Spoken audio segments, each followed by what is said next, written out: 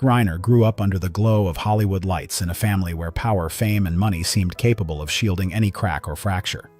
His parents, Rob Reiner and Michelle, loved their son almost unconditionally. They spent hundreds of thousands of dollars on rehabilitation programs, welcomed him back home earlier this year, and believed that as long as family remained, Nick still had a chance to be saved. But then, everything collapsed in a way no one could have imagined. Nick Reiner is now being held at a Los Angeles jail on charges of murdering his own parents inside their luxurious Brentwood mansion. According to the indictment, while they were asleep, he repeatedly attacked them with a knife, slashing at their necks and chests, a level of violence so extreme it sends chills down the spine. This was no longer an impulsive act, but a scene of brutality haunting to its very core. Afterward, Nick fled. And when he was finally arrested, what unsettled the public just as deeply was his demeanor: calm, detached, almost completely devoid of visible emotion. Now Nick Reiner is being represented by one of the nation's top criminal defense attorneys, Alan Jackson, with legal fees reportedly drawn from his parents' own fortune. So is Nick Reiner a cold-blooded, remorseless killer? Or is this the final outcome of a long, simmering tragedy that we have never truly seen clearly? And what other disturbing details lie beneath this story that the public has inadvertently overlooked? 1. The night before the tragedy. Warning signs that were ignored. These accounts become even more unsettling when placed alongside what is believed to have happened just one night before the murders at a Christmas party hosted at Conan O'Brien's home. The gathering brought together numerous Hollywood stars, such as Jane Fonda, Bill Hader, and close friends of the family. However, Nick Reiner was not on the official guest list. He was brought along by his parents for a far more painful reason, so they could keep him within sight. For weeks leading up to that night, Nick had been living with his parents, mentally unstable and unpredictable in his behavior. Bringing him to the party was not about enjoyment, but about fear. Fear of leaving him alone. Fear that if they loosened their grip even slightly, tragedy might strike. Yet at the party, Nick did not blend in. Instead, he wandered around the room asking guests whether they were famous, behavior that left many people confused and uncomfortable. Some guests even believed Nick was a stranger who had wandered in off the street, completely unaware that he was the son of the invited host's close friend. The atmosphere reportedly grew tense when Rob and Nick became involved in a major argument. Nick's conduct quickly made the room feel awkward and strained. He approached people one by one, asking repetitive, bizarre, and boundary-crossing questions, their full names, how famous they were, all delivered in a tone so intense it was unsettling. Some guests whispered that he felt like an intruder who had accidentally entered the house, not the son of a celebrated director. He drifted through the room, interrupting private conversations, staring at guests in an unsettling manner, leaving many feeling anxious and deeply uneasy. One particularly striking incident involved actor Bill Hader. Nick abruptly inserted himself into Hader's private conversation and bluntly asked, "Are you famous?" When Hader politely replied that he was in the middle of a private discussion, Nick simply stood there, staring silently for a long moment before suddenly storming off in anger, leaving behind an atmosphere thick with embarrassment. The situation reached its breaking point with a fierce argument between father and son. Voices rose, tension exploded in a room that had been decorated for celebration and joy. This was no longer a discreet family disagreement, but a spectacle that left the entire party frozen in shock. After the incident, Rob and Michelle apologized to their host Conan O'Brien in embarrassment and left the party early. This would become the last time the Reiner family appeared publicly together, just hours before the horrific tragedy unfolded in the early morning that followed. Details from the party recounted by multiple anonymous witnesses all point to a Nick Reiner who was in a state of severe instability, one that his parents struggled to contain until the very last moment. 2. The decision to attack his parents was not impulsive. The most haunting aspect of the case lies in the weapon itself and the chillingly ruthless method with which the crime was carried out. According to investigative details that have been made public, everything unfolded within a brief span of time, saturated with darkness in the early morning hours of December 14, 2025, inside the Reiner family's private residence in the otherwise peaceful Brentwood neighborhood of Los Angeles. That morning, Rob Reiner and his wife, Michelle Singer Reiner, were still asleep in their familiar bed within a private space long associated with safety and tranquility. There were no signs of a struggle, no recorded cries for help, only a fragile moment in which human beings were at their most vulnerable. At approximately 4:00 a.m., Nick Reiner already had a knife in his hand. He left his bedroom, silently moved through the dark hallway, and advanced step by step toward his parents' bedroom. There were no words spoken, no hesitation recorded. While both victims were still deeply asleep, Nick began the attack, inflicting fatal injuries on their bodies. He struck his father first and then proceeded to attack his mother without mercy. Information leaked from the investigation indicates that the bodies may have exhibited multiple types of sharp force injuries, cuts, slashes, and stab wounds. In forensic science, stab wounds typically have greater depth relative to the length of the surface wound, while cuts tend to be longer but more superficial. The simultaneous presence of these different types of injuries suggests that the assault did not occur in a single fleeting moment, but likely involved a sequence of repeated actions carried out with a high degree of control. According to forensic experts, this was not a split-second act of violence as often depicted in films. In reality, to carry out such actions, victims are usually in a restrained position, leaning against or supported by a fixed surface. The attacker must shift body weight, maintain sustained pressure, and draw the blade across the neck over a certain period of time. This is an act that requires not only physical strength, but also focused time and a chillingly resolute determination. It is precisely this element that makes the crime more horrifying than any single detail on its own. To follow through with such an act, the perpetrator must overcome not only physical resistance, but also sustain intent throughout the process without interruption, without faltering. The cruelty lies not in speed, but in duration and absolute control. After the attack, Nick fled immediately. When Rob and Michelle failed to appear at previously scheduled engagements, family members began to worry. By later that afternoon, their daughter Rob Reiner went to the house and discovered her father's body first, followed by her mother's.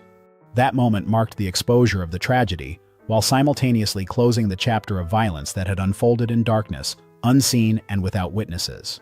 3. An eerie calm. After the crime. 6 hours after the bodies were discovered, Nick Reiner was arrested approximately 15 miles from his parents' home near the campus of the University of Southern California. Surveillance footage obtained by NBCLA shows Nick in a state that sends chills down viewers' spines because of its almost irrational calm. There was no sign of a man on the run, no panic, no urgency, no frantic behavior. In the extracted frames from the surveillance cameras, Nick appears like an ordinary man moving through a city that is still awake, walking at an unhurried pace. A backpack slung over his shoulder, his face devoid of any clear emotional expression. No one could have guessed that only hours earlier, a horrific tragedy had taken place behind him. At a gas station near the University of Southern California, Nick walked into a convenience store with steady steps, not scanning his surroundings like someone afraid of being followed. He selected a bottle of sports drink, waited to pay, and went through the motions as normally as the hundreds of people who had appeared before that same camera. That moment is haunting precisely because of its cold ordinariness. A person who had just left a scene of death, yet remained composed enough to buy a drink to stand under harsh fluorescent lights, as if nothing had happened. When he left the gas station and crossed the street, Nick maintained the same even pace.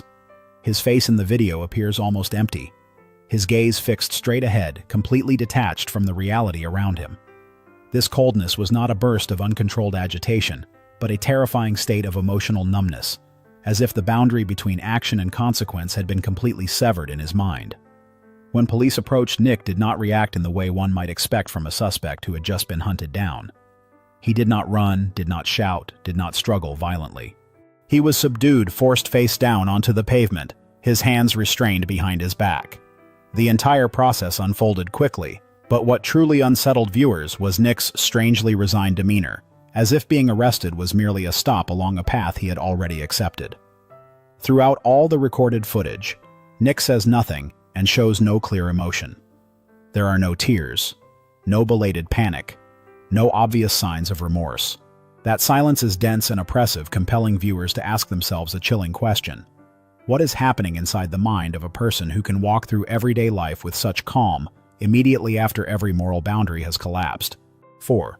Nick is under suicide watch at the Los Angeles jail.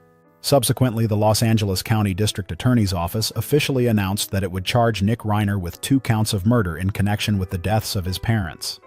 This marked the point at which prosecutors put forward the argument that Nick had committed first-degree murder. Los Angeles prosecutors believe that what he is alleged to have done to his own parents was not an unconscious impulsive outburst, but a deliberate and intentional act.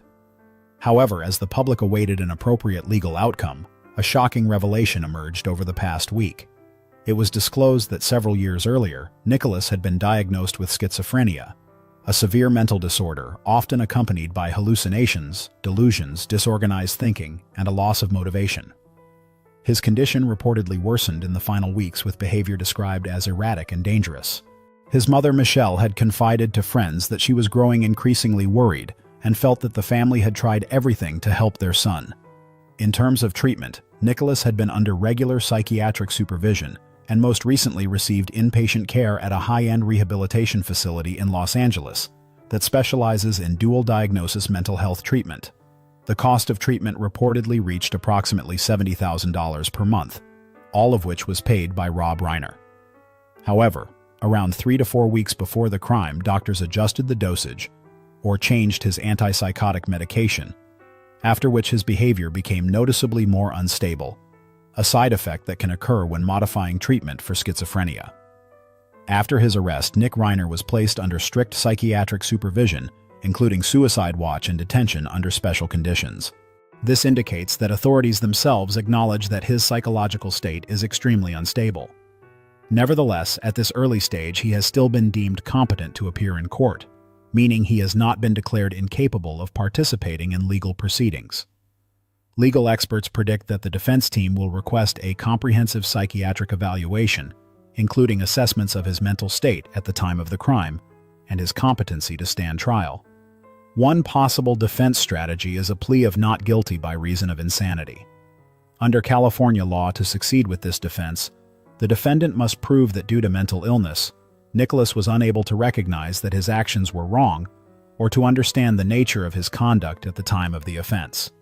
If successful, he would not be sentenced to a conventional prison term, but instead committed to a state psychiatric facility, potentially for life under strict supervision.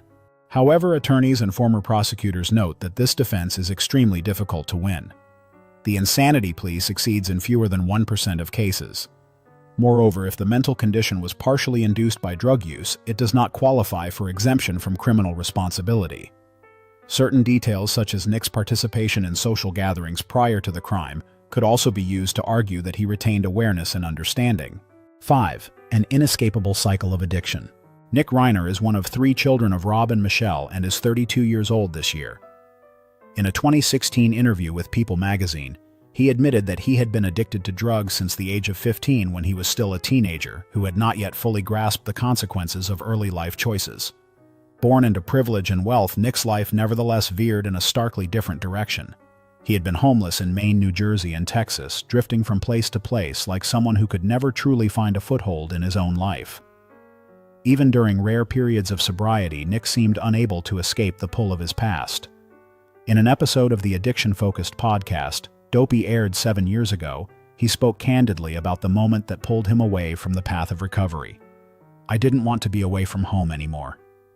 I just wanted to go back," Nick said in a voice that sounded weary and honest. But he then admitted something deeper. "Actually, I just wanted to go back to my old life. Smoking weed, taking pills, doing whatever I wanted." Nick did not call it a relapse. To him, it was simply a longing to return to a familiar state, even though that very state was quietly destroying him. "I know that if I start out in Maine, I won't be able to do those things," he said, as if acutely aware of his own weakness of the fragile line between control and surrender. Those words, when revisited today, carry an eerie weight like a confession uttered long before the tragedy ever occurred. People often say that addiction is a battle fought every day, and for Nick Reiner, that battle seems to have had no end. According to those around him in the weeks leading up to the murders, his behavior had caused growing concern with increasingly clear signs of instability. There is also a small but haunting detail reported by employees at a gas station near where the Reiner family lived in Los Angeles, a place Nick frequently visited to buy cigarettes. In the weeks immediately before Rob and Michelle were killed, they remembered a Nick who appeared visibly exhausted. His eyes seemed lost, his demeanor distant, his behavior markedly different from the person they had known. He did not cause disturbances or make noise. He simply left behind a vague but heavy impression that something was very wrong. An unspoken, silent premonition, subtle, yet profoundly unsettling. There is one painful hypothesis that many people are reluctant to voice, that Nick may have quietly relapsed into addiction inside his parents' own home, hiding it in desperation. For families who have lived with someone struggling with addiction, this scenario is far from unfamiliar because when the truth is exposed, the price often paid is a door slamming shut. If Nick had relapsed, there is a very real possibility that he would no longer have been allowed to stay at home. And to avoid being pushed out, he would have been forced to lie to conceal the truth to live two parallel lives. That concealment would inevitably have suffocated Nick's mind in isolation. Battling cravings, trying to appear fine in front of his parents while carrying a severe mental illness that was steadily deteriorating, that kind of pressure is enough to crush anyone. Drugs were no longer merely an act of indulgence but became a misguided escape, a form of self-anesthesia that allowed him to continue existing without being discovered. Yet the more one hides, the deeper one sinks. The deeper one sinks, the blurrier the boundary between control and collapse becomes. And if things truly unfolded in that way, then the tragedy may not have erupted in a single moment, but rather been the result of a prolonged endurance. Because sometimes tragedy is not born of pure malice, but of a human being who has been exhausted to the point where there is no way back. 6. Unemployment dependency and years without a way out. One striking detail is that no one really knows what Nick Reiner did to earn a living. Around 2015, he co-wrote the screenplay for the film Being Charlie with his father, directed by Rob Reiner himself. But after that, Nick's career path fell almost completely silent. There were no major projects, no clear professional footprint in the entertainment industry, only long stretches of emptiness. In his early 30s, when most people of his generation had already separated from their families and built independent lives, Nick was still living in his parents' house in Brentwood, existing like a weary shadow clinging to the family's last remaining shelter. Nick's unemployment was not a brief phase, but a condition that stretched on for years. He had no full-time job, no stable income, and every aspect of his living expenses, from housing and food to medical treatment, was paid for by his parents. His life unfolded in a state of absolute dependency, where each passing day served as a reminder that he had never truly stood on his own 2 feet. More tragically still, there was even a period in the past when Nick briefly experienced homelessness, despite being born into a wealthy and famous family.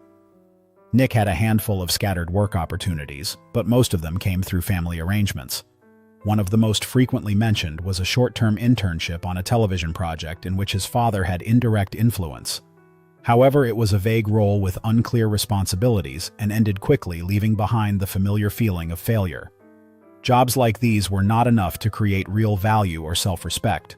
Instead, they only deepened the sense that his existence depended on pity.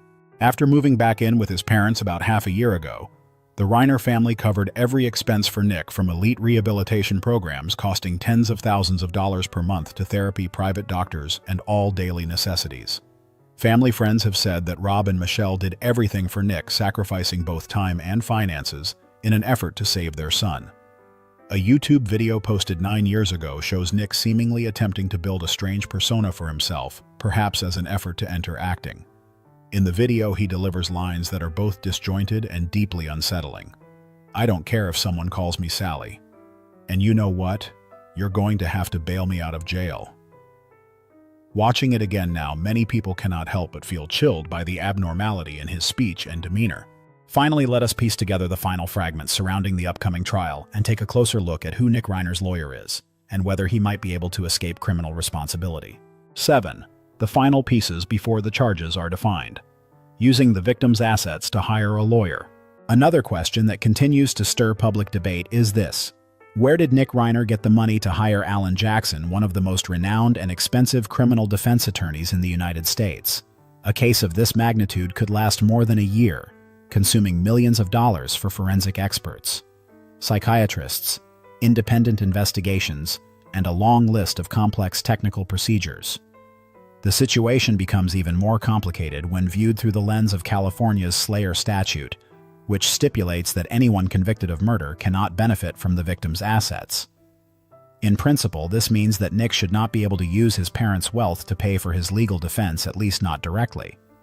According to the New York Post, the Reiner family's net worth may be as high as $200 million. The newspaper has suggested that Nick's siblings may have allowed family assets to be used to cover legal fees out of a desire to ensure that their brother receives the best possible legal representation. Another possibility is that Nick Reiner inherited money from his grandfather, Carl Reiner. That inheritance could have enabled him to retain a top-tier attorney like Alan Jackson. However, these remain speculative theories and have never been officially confirmed. Notably, in their public statement to the media, Nick's siblings did not mention him at all. Instead, they spoke only of the pain of losing their parents, describing Rob and Michelle Reiner not just as loving parents, but as their closest friends. That silence only deepens the sense of profound rupture within the family in the aftermath of the tragedy. As for Nick Reiner to date, he has offered no defense statement or public remarks of any kind. At the most recent court hearing, his attorney Alan Jackson requested additional time before the case proceeds to the trial phase. When the judge asked Nick whether he was willing to waive his right to a speedy trial, he replied briefly, "Yes, Your Honor." 3 cold, emotionless words. After that, Nick was escorted back to the county jail. The press was not permitted to take photographs or record video, but courtroom sketches showed him wearing a special vest designed for defendants considered at risk of self-harm. A small detail, yet one that quietly reinforces lingering concerns about his mental state. The next hearing is scheduled for January 7, 2026, when the formal indictment is expected to be presented. Until then, the case remains suspended in a heavy, unsettling space between the Law family tragedy and unanswered questions. A place where the truth has yet to emerge, and where all judgment must wait for time to do its work. To better understand what is unfolding behind the courtroom doors, criminal defense attorney Natalie Whittingham Burrell has noted that the case is still in a very early legal stage. What matters most right now, she argues, is not what the public already knows, but what the defense team is quietly gathering and organizing behind the scenes. According to Burrell, Alan Jackson holds a significant advantage due to his experience and his extensive professional network.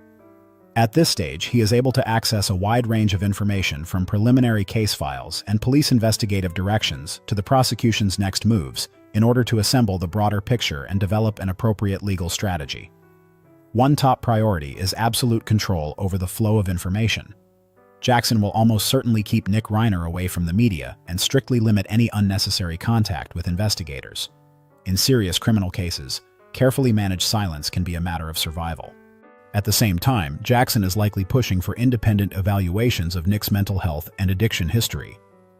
The goal is to determine Nick's psychological state at the time of the killings, as well as the extent to which substances or mental illness may have affected his perception and behavior.